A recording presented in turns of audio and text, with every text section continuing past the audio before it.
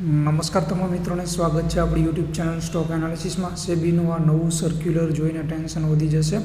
1 ઓક્ટોબરથી લાગુ થવાનો છે નવો નિયમ. જો તમે શેર બજારમાં રૂપિયા લગાવો છો તો તમને જણાવી દઈએ કે સેબીનો ટ્રાન્ઝેક્શન ચાર્જ પર નવો સર્ક્યુલર આવી ગયો છે. તેના પ્રમાણે MIS હવે ટર્નઓવરના આધાર પર ડિસ્કાઉન્ટ નહીં આપી શકે. નવા નિયમ 1 ઓક્ટોબર 2024થી લાગુ થઈ જશે. ક્વોન્ટ મ્યુચ્યુઅલ ફંડની સ્થાપના સંદીપ ટંડન દ્વારા કરવામાં આવી છે. આપણને 2017માં સેબી તરફથી મ્યુચ્યુઅલ ફંડ લાયસન્સ મળ્યું હતું.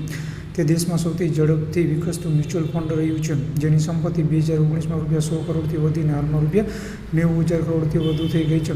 26 યોજનાઓ અને 54 લાખ ફોલિયોના પોર્ટફોલિયો સાથે તેણે આ વર્ષે જાન્યુઆરીમાં ₹50,000 કરોડની સંપત્તિને પાર કરી હતી. શું હોય છે MIS?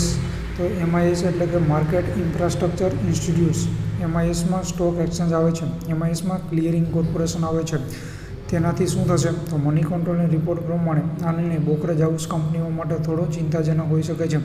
ખાસ કરીને વિશેષ રૂપથી ડિસ્કાઉન્ટ બ્રોકરેજ કંપનીઓની આવકને એક ઝાટકો લાગી શકે છે.